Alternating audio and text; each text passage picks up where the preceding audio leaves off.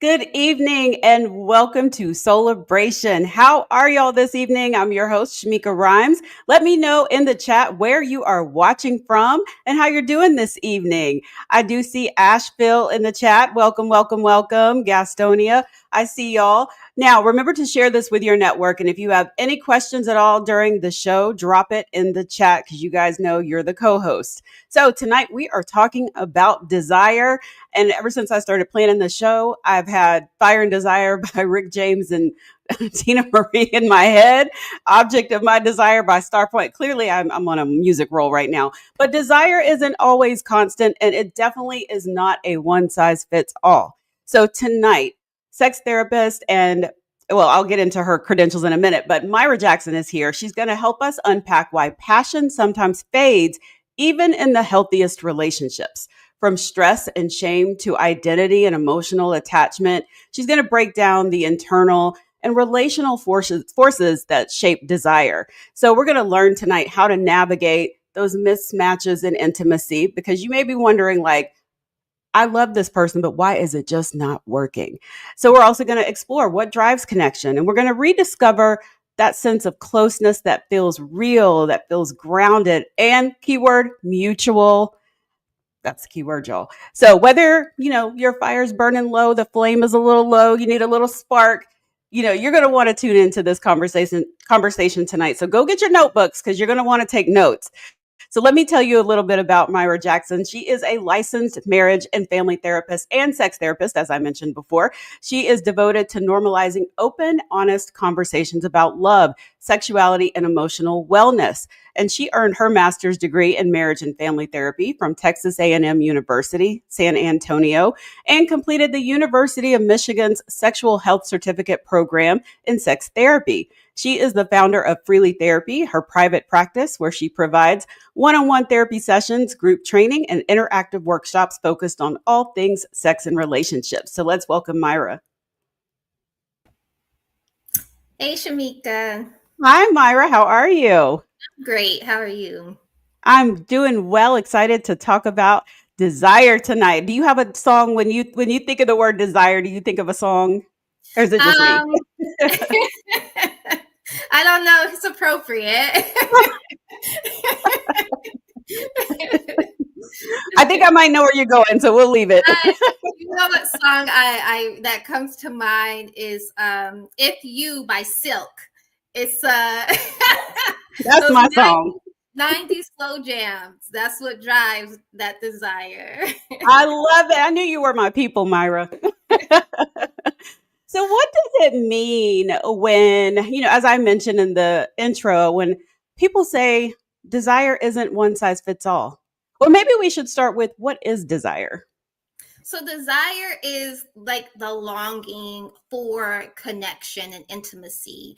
Sexual desire can be physical, but it can also be emotional. And I think sometimes that gets lost because people tend to identify it solely with the physical part and not really giving as much love to the emotional part.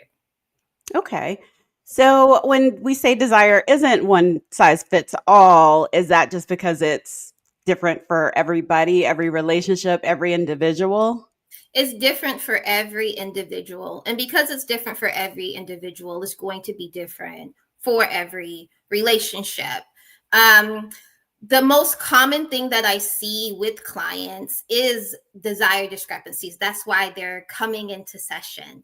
My partner doesn't want sex as much as I do. My partner doesn't like the things that I like. My partner has changed over time, and what used to work doesn't work anymore.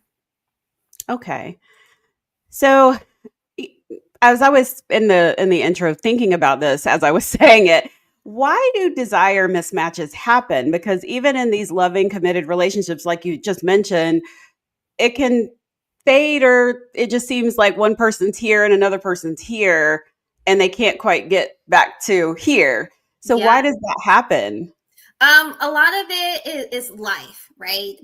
The way you start a relationship, the responsibilities that you have, the things that you prioritize may change over time. Stress, work-life balance, kids, outside responsibilities, health, family, medical issues, Yeah. mental health issues. There's a variety of things that can drive that change. I'm glad you brought up the medical issues because I think about I'm in a lot of groups on Facebook and I just scroll and be nosy. So y'all never know which one I might pop up in. But I do notice, say for example, the one for women with fibroids or the ones for women that have had hysterectomies, they are so worried about their partner losing their desire. Even those women that maybe they're pregnant or they just had a baby, like do you get a lot of like clients coming in discussing that part of desire?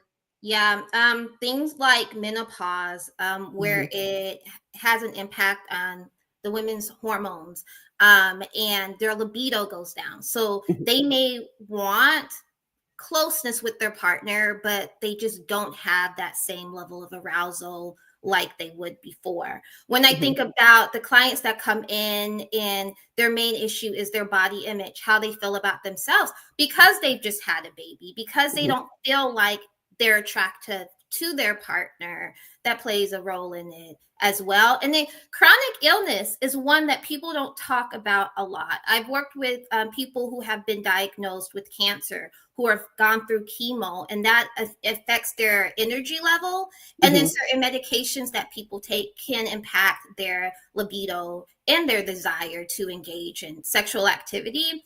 And sometimes I find that partners can feel like my partner knows that I'm sick. Why would he or she be prioritizing sex? Sex is not important. I am trying to survive.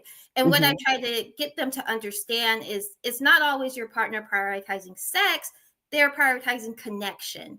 And for them, that connection and that desire doesn't change. And Mhm. so it's constantly trying to get people to understand where the other one is coming from and what they're dealing with.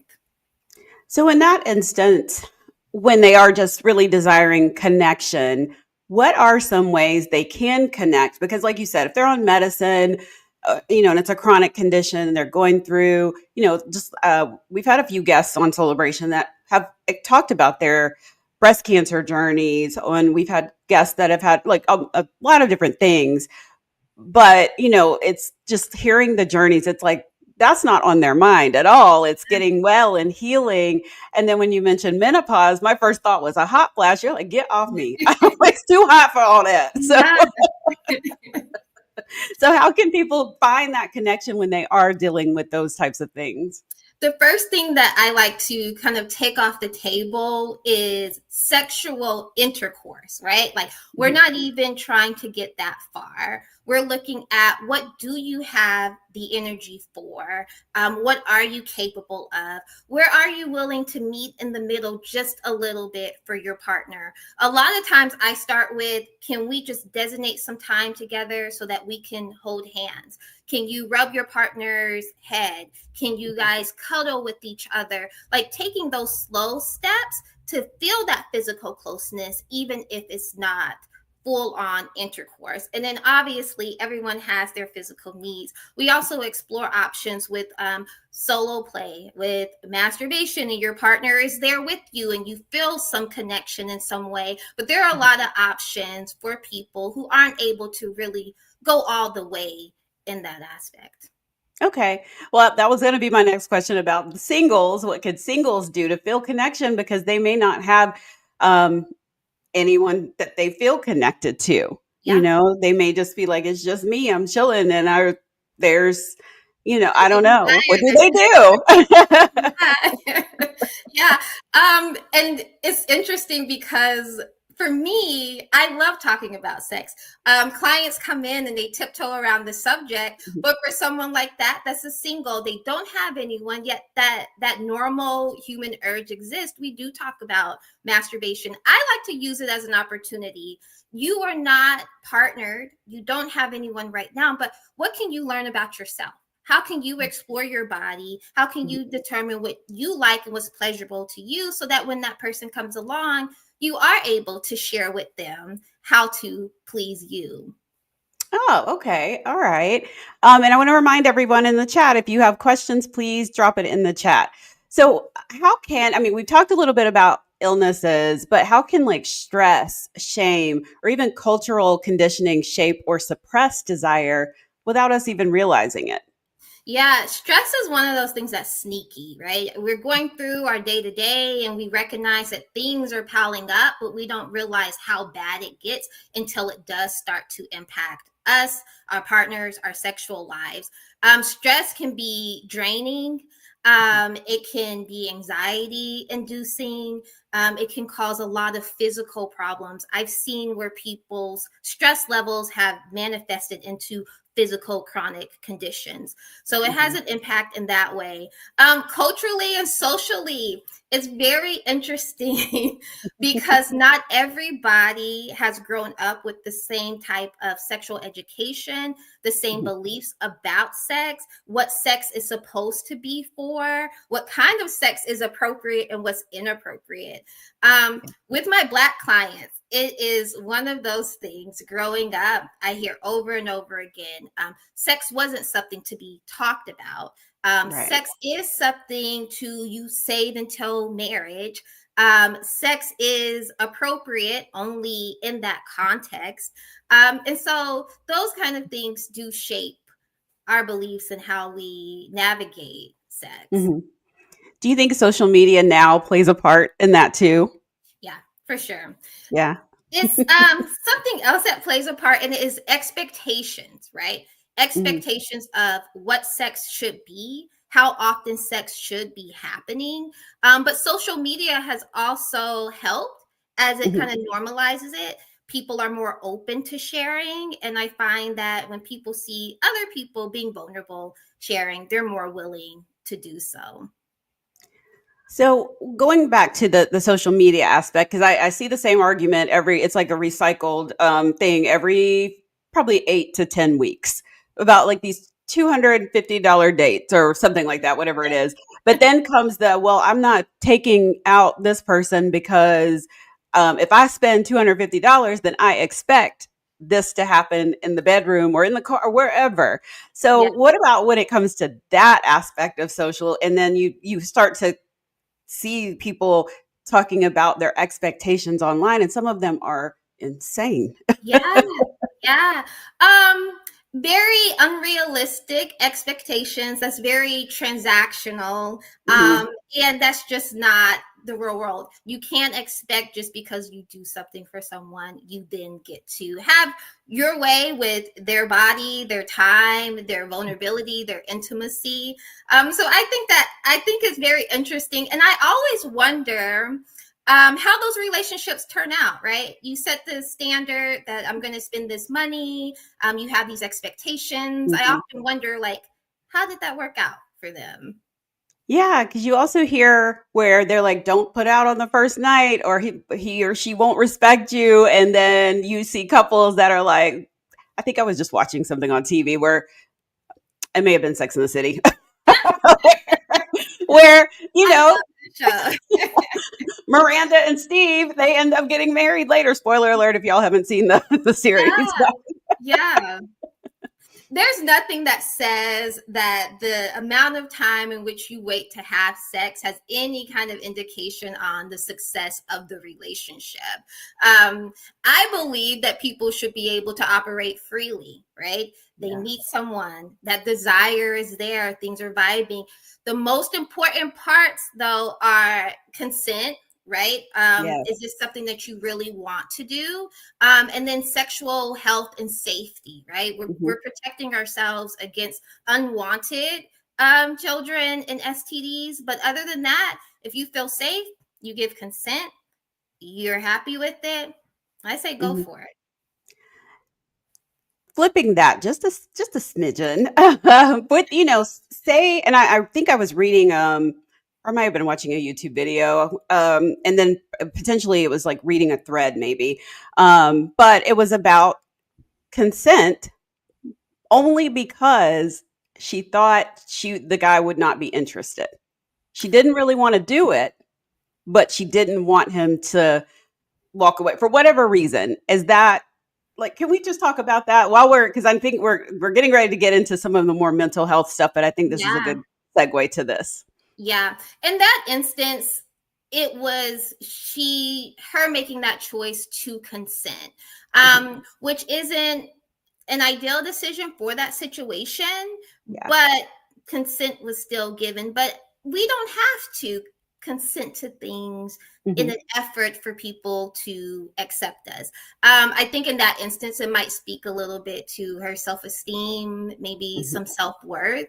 It's very different from like coercion, where someone is like forcing you to or intimidating you to engage in something. In that instance, it sounds like it was a decision made, maybe not for the right reasons, but it Right. was a decision made. Yeah. Okay. So with that being said, May is we're in May, right? Still, yes, May is Mental Health Awareness Month. So how do those early experiences from like with say for example childhood trauma and those dynamics or even past relationships play a role on our mental health and influence how we show up in intimacy with a current partner, or even with ourselves? Yeah. Past experiences, it's a lot of what I do is digging into that relationship history, that individual and family history, because that Mhm. shapes the way we perceive people. It shapes the way we perceive their intentions for us. When it comes to mental health, trauma, and even just significant negative experiences can cause us to carry that fear and that anxiety into our relationships. I see a lot of like attachment wounds that come up for individuals who maybe have not had their needs met, whether that's in childhood and in other relationships. And so they go into new relationships fearful or assuming that that need is not going to be met, and that causes a lot of issues because people aren't Mhm. really aware and communicating that these things are happening. Which I tell people all the time: I don't fault you for not sharing this. It's Mhm. possible that they don't even know or realize how things have impacted them until they show up in the chair. Mhm. So would that be, let's just use, I know we talked about consent a second ago, but for someone that may have had some kind of trauma in a past relationship, they show up in the next relationship trying to control every single thing the other person does. Yeah. How do you, what do you say to that client? We first have to figure out like why that sense of control is so important, Mhm. and we have to learn to give up some of that control, which is the hardest thing for people to do, Mhm. because for them it can be like, if I don't have control, then something bad is going to happen. It takes a lot of work, especially with partners, to create those safe spaces so that partner can give up some of that control and be able to flow a little bit better in the relationship. But it's scary. It's Mhm. very scary to let some of that go. I tell people though, you literally can't control everything. You're going to Right. suffer either way. It's going to feel uncomfortable right now as Mhm. you're letting go of that control, or it's going to feel uncomfortable later when this starts to impact not just your relationship, but other Mhm. areas of your life. Absolutely. So, how can you brought up attachment wounds, and I want to do a whole show on that at another time. But can you just go through some of those attachment wounds that may pop up? Yeah, so so attachment, insecure attachment or anxious attachment Hmm. comes from when your needs, your feelings, your emotional, physical needs weren't met at some point in childhood. So Right. you're anxious about it. Insecure attachment or avoidant attachment is when you don't want to talk about your feelings, or you can't tap into that because at some point someone dismissed them and they weren't met. Secure attachment is when those needs have been met and you're able to show up fully Hmm. for yourself or your partner. Okay. Can you be a mixture of anxious and avoidant?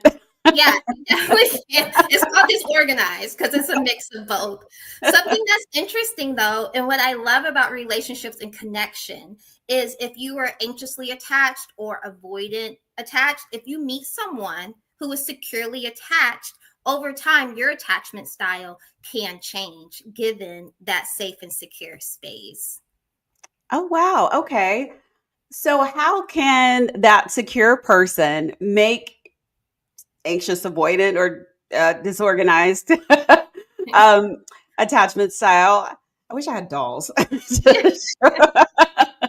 But how can they how can the safe, I mean, the secure person make this person over here feel safe so that the desire, um, I'm like, what's the word I'm looking for? So that the flame is just like flaming, like it's like, like the sparks are like pow. Like how do they do that to get? Because if this anxious, avoidant, or disorganized person is kind of like, I don't trust you. Like, so how do they? How can they learn to trust? Yeah. So on the anxious person side, they have to have a little bit of vulnerability. They have to trust that their partner is a safe space. The Mhm. secure partner has to show them over time and consistently. I am vulnerable. I express myself. I open up, and you receive that. You accept that. You provide that reassurance over and over again. Eventually, they can know that this person is safe and I am safe. And when two people are safe and they feel secure and they're happy and it's flowing, that desire has room to grow. Okay. So, what role does emotional? This kind of plays a role in this emotional safety. How does that play a role in whether someone does feel open to even like connecting, or if they decide I'm just shutting it down, I'm keeping you at a distance, and just putting that wall up? Yeah, it I see it a lot, and this is just speaking from my married male Mm, female clients. I see it a lot with men, where if they at some point have opened up in the past and they somebody has taken that information and used it against them or mhm, criticized them or ridiculed them in some way, they don't feel safe and they will shut that down. mhm. And so it's very important when they do reach that place, when they do feel safe, that their partner is open and ready to receive that. How would one know if they're open and ready to receive that? How would, which one? Either one, if they're open to share and open to receive or hear what the other one is sharing. I think it's just an expression, them letting them know I am open to Okay. hearing your feelings and what you have to say. But both people do have to have a certain level of emotional intelligence at Mhm, minimum themselves. Be aware of their own feelings, be aware of their own reactions to mhm, be able to say, I can hear you out. Because sometimes I get clients who one partner expresses a feeling about the other person, and then mhm. that person isn't ready to hear it. They're defensive, it hurts them in some way. So I Mhm. think having some baseline level of emotional intelligence helps people be ready to receive what the other person is sharing. Okay. I want to remind everyone in the chat, please feel free to drop your questions as we're chatting and I'll get to them. Um, can you explain a little bit about emotional intelligence? I've seen a lot today. It's weird. It's like actually the past couple of days about regulating your emotions and being able, like you said, to handle what someone is saying, and being open and not being defensive. Can you talk a little bit about that? Yeah. So emotional intelligence, it can be quite simple. I think the hardest part to tap into is wanting to feel the feelings and wanting Mhm, to address them.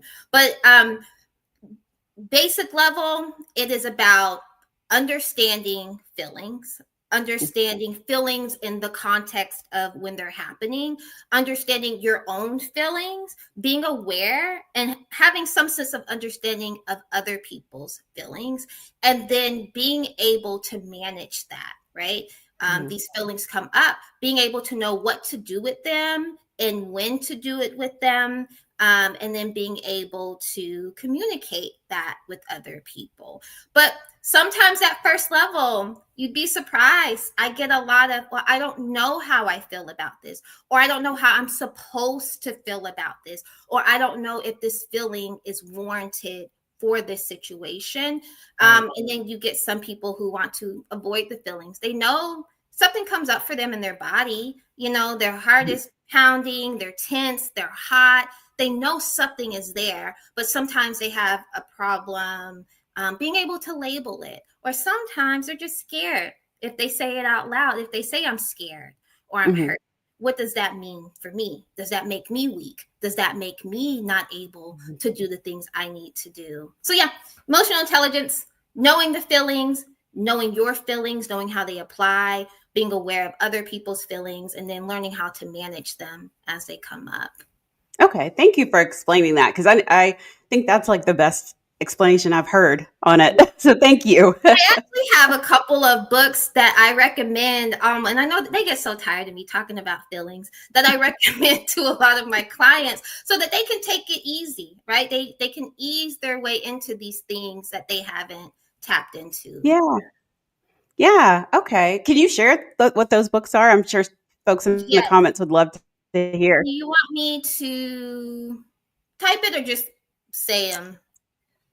Oh, you can just say it. Yeah. One of them, I have it right here. I was ready.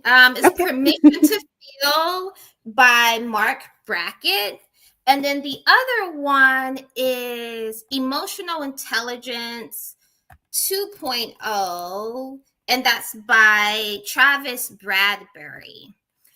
The Okay. Emotional Intelligence 2.0, I like that one because it talks about emotional intelligence in your relationships, but also in the workplace. So, my people who are analytical, who are very type A, who sometimes it's harder for them to get to the why does the emotion matter? I like that it applies it across different life domains.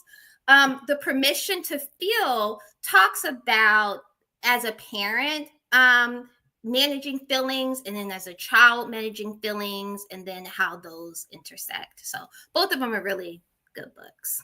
Okay. Tiff Ann says, great explanation. I thought Oh, so too. you. So, how can couples rebuild intimacy after a disconnection, whether it's, work stress, whether it's medical, whether it's, they've gotten into a fight, whatever it is, but doing it, reconnecting and building the intimacy without blame, guilt, or slipping into this power struggle of like, or even um, just kind of holding out like, no, don't come over here. Don't touch me. There has to be a willingness from both people. Hmm. And for each of them, there has to be something that makes it worth it to get past like this hard feeling. I'm mad, but it's worth it because I love you, because I want this relationship to be successful, because I care about your feelings in it. But they have to reach a place of wanting to and having that willingness to repair. Prioritizing is huge. Sometimes I think people get so wrapped up in everything else, and everything else feels important, and they forget that my partner is also important. And although people have partners a lot of time who are understanding, right? I know you have a lot going on. I know we're dealing with this, but they're still desiring that. You can be understanding only for so long, but we Right. do have to prioritize our partner and our relationships. And a lot of that prioritization comes down to scheduling, right? Like making the designated time for one another.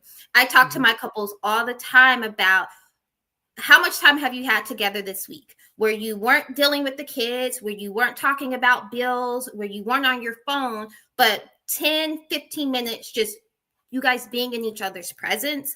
And then when you have that time, you have that space, you have that energy, it all comes back to communication. You Mhm. have to be talking about these things. You have to talk about what needs you have, what needs aren't being met, what affection looks like to you, what desire and pleasure looks like to you. You have to be able to have these conversations. Sometimes those can be hard because some Mhm. people may not receive it as well. But I teach clients to assume positive intent, right? You've been with this partner, you've dedicated, you've committed yourself to this partner. Why would they intentionally want to hurt you if we're sitting down to have a conversation about something that's important? But Communication all the way. It's the foundation. I was just about to ask about communication because sometimes when you get to that point of disconnect, you're screaming at each other. So Yep. nobody can hear the other person and they don't it's like now I'm trying to be right because you're not doing what I want you to do and you're not doing what I want you to do and then that's not the way to communicate. Yeah. Yeah. Conflict resolution. I mean, I tell you, people almost all the time, I'll get a new client and I'll see like what their issue is. Communication, conflict resolution is usually on the top. We get in there and there's a lot of other stuff going on, but that's usually very common. Mhm. When it comes to conflict, we talk a lot about tone and delivery. People love to tell me, well, I get loud and I get passionate when something is important to me. And it's like, well, that's fair and that's understandable. And that might be how you are. But you have to recognize that if your partner hears that and they don't like that, all they're hearing is the tone. They're not hearing anything that you're Mhm. saying after it. So managing conflict, number one, how do we get out of our cycle of conflict? I teach clients, what is your cycle of conflict? What is a pattern that you find yourselves in? How do you get out of that? And then once we're out of that, how can we communicate clearly and respectfully with Mhm. one another? Now, how do power dynamics, even like those little subtle ones, affect desire in relationships? I think the what it impacts the most is confidence. Um, Mhm. Usually the one that is of lesser power, they may feel less confident in the relationship and then therefore less confident in the bedroom in some Mhm. way. Which brings me to my next question for someone who may feel invisible or undesired in their relationship or they don't feel like they're up like we were just talking about being a priority. How do they start that process of healing and what are some things they can do? So if we're talking about together, the two Mhm. of them, one person feels deprioritized, they don't feel desired. That is the number one thing that has to be shared. I don't feel desired. Not you don't prioritize me. You Yeah. don't desire me. I don't feel desired. And here is why. And then giving good, solid examples. I hear people say, I don't want a handhold. I shouldn't have to tell him. But we do have to tell him or her, these are the things that make me feel desired. Mhm. These are the things that I would like you to do more of. These are the things that I would like you to do more of. And then there always has to be an exchange. I want to know what you need to feel desired. I want to know what I can do more of or less of so that both partners feel like they're getting their needs met. But sometimes, again, it can be scary going on a limb saying, I don't feel desired. I feel fat. I feel ugly. I feel like I'm not Yeah. doing enough because you have to Mhm. be honest with yourself that that's what's coming up. But being able to share that with your partner. And if people are Mhm. struggling with how do I get that confidence? How do I get past that? Go see somebody.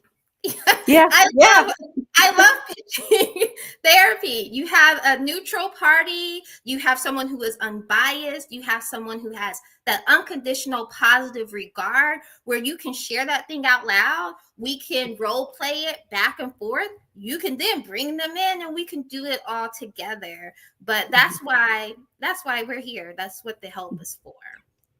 Now, what about those? We talked about this on here before in another show, and it may have been like last May during Mental Health Awareness Month. How sometimes Black folks are like, I don't want people in my business or what's going on in my household, not let alone in my bedroom. And now you're saying get a therapist. How do you convince these people that no, it's okay? Like therapy is helpful. What do you Yeah. say to convince those that have that thought process? Yeah. Number one, ma'am, sir, I am not everybody. I am one person, and it is like my ethical duty to not share this information with anyone. And then I love to ask, well, you may not want to go talk to someone you don't feel like you need it, but like, how has that been working for you? The things that you have been trying, seem like maybe they're not working the best. So why not just try something different? And Mhm. then what does it hurt to just go? To see, get a feel for it, decide if it's something that you want to do, and then you can make a decision from there. But it's very, when I get new clients in, it's very low pressure. This Mhm. is something that works for you. In the same way you would kind of fill out a new doctor, anything, you have the opportunity to see, does this person make me feel safe and make Mhm. me feel comfortable? Something that I also have come across is when we think about like religion, and I distinctly remember as a child hearing the pastor say, you don't need a therapist, you just need God. And so Yep. I think we've all heard that from a preacher. yeah, and I've seen slowly over time that message kind of be a little more flexible, but it's like, you know, God brings you people in your life to also help you. And so while we can rely on these other things, you know, our spirituality, our friends, our family, sometimes it's okay to reach out and have that extra leg of support. Yeah, I think I definitely agree. And I was just thinking as you were explaining that, like now there's even I don't know how many TV shows I have watched now with Black folks Yeah. sitting in therapy as couples or even solo. Yeah. There, yeah, so it's on TV now. Like y'all, so y'all can do it. Don't y'all know how y'all like to be like the people on TV? Now you can do it too. Yes, it's worth it. I've had clients tell me, I'm only here because my wife told me I had to be here. I love me. I love a nice, fresh black man who says, I don't really need this. And we Yeah. just get in there and we open it up, and just being able to be a part of their Mhm. process, to see that light bulb come on, to give them a space to have that vulnerability and then take that into their relationship. It is one of the most beautiful, Mhm. beautiful parts of my job. Oh, I love that. Yeah. So, how can partners support each other through those seasons when their desire feels off without taking it personally? I know going to therapy is probably one to learn how to communicate that, but are there other things that they could do to support each other? Yeah, not taking it personally can be difficult. They have to trust and be sure that what their partner is telling them is the truth. This is not about you. This is about me and what I'm going through. It really would take them. It does take them maybe leaning on those other sources of support during that time. But for them, it really comes down to, I have to know and believe that this is not about me. It is about what my partner is going through. And then whatever ways they can support, right? Mhm. Whether it's chronic illnesses and you are staying on top of helping them stay on top of their appointments, or medication, whether it's mental health and you're making sure that they're staying away from the things that trigger them and stress them out. You're keeping them accountable on the things that they said that they need or want to do. So there's Mhm. a lot of ways they can support, and it requires some patience, which Mhm. can be hard. And how do you know if say you're not necessarily, well, you could be married, but if you're just dating and or you're in a relationship and it's just like even though maybe you have communicated, you've talked about it and that desire just doesn't match. It still doesn't match no matter what you have done, then what? So there are some people where that desire never matches, right? Mhm. Your partner may never want to have sex as much as you want to, in the exact way that you want to, in the time that you want to. Right. Compromise, right? Because Mhm. there's a lot of successful relationships where the desires are mixed match, but there's some compromise. Mhm. You have a week, maybe one of those days. We do it the way that you like to do it. Even though I might not love it, I'm Mhm. willing to bend a little bit for my partner. The next day, we do it how you like to do it. And then we find somewhere where we can meet in the middle, because there's no right or wrong way. Yeah. There's no right or wrong way to feel desired or Mhm. to engage in that intimacy. I'm glad you just brought that up. I'm like, what is something people often get wrong about how desire should feel or what it should look like, especially in, long-term relationships or marriage? Yeah. People clocking, I should be having sex this number of times a week, which is always interesting to me because all they do with that information is compare it, right? If you Yeah. tell them the average couple is having sex one time a week, they either say, well, we're above average, then we're good, or they say, okay, well, it's not that bad. We're not that far away from it. So I think that's one thing they get wrong, that there has Mhm. to be one standard amount of times you have to be engaging in sex. And then the way in which we all like feel pleasure, right? Mhm. There is no, it's not just sexual intercourse. Sometimes it is just touching and being close to one another. So sometimes I think they get that wrong. Like it has to be intercourse, and it Mhm. doesn't. Okay. Did y'all hear that? So I'm like, I hope y'all are taking notes. So, what is the first step that someone can take today to reconnect with their own sense of desire and intimacy? We've talked about, and maybe if it's they really don't know how to connect, going to therapy, but what are some other ways that they may try to figure that out on their own?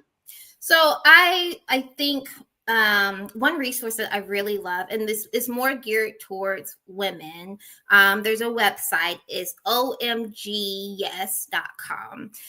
It has resources and instructional videos about what is going on with your body, your different parts, getting to know yourself, learning what pleasure is. There's some information about like orgasms, how to achieve that, and the different ways that it shows up. So I would say that that's a good resource, just going online to that website. And then books that are informative about sex and connecting with yourself. There is a book called Come As You Are by Emily Nagoski.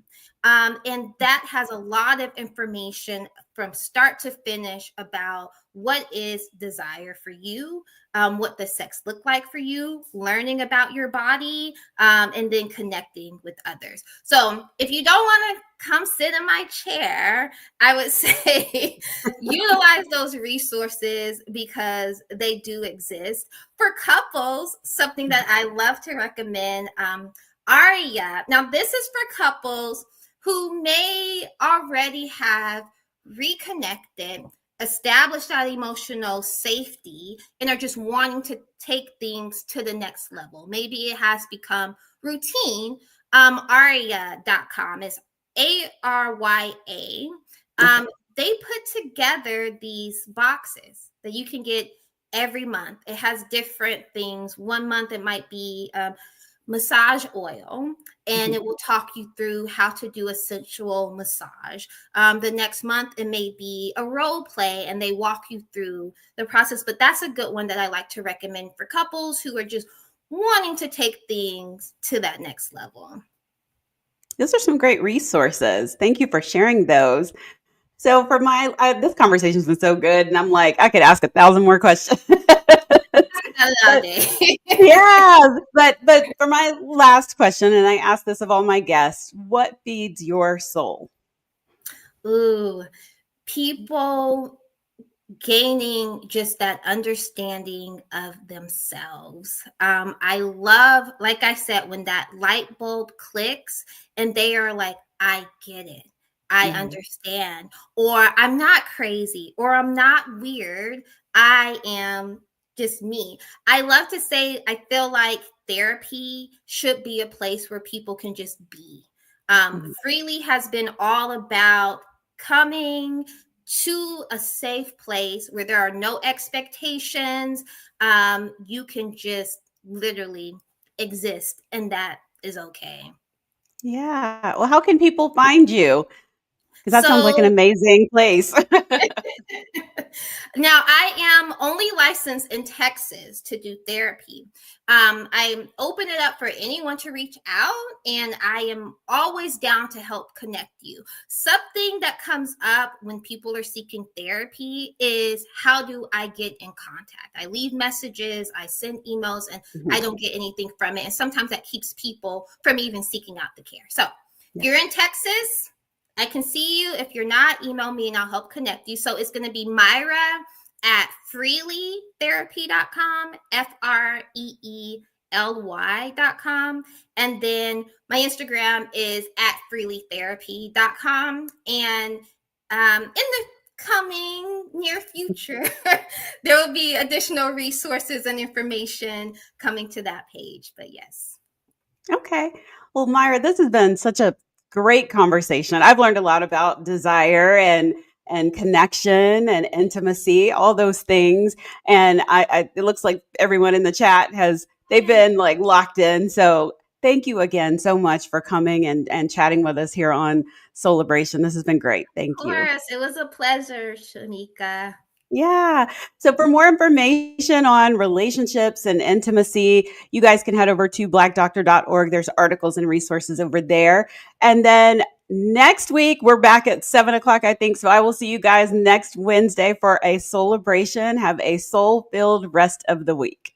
And I'll see you soon. Thank you.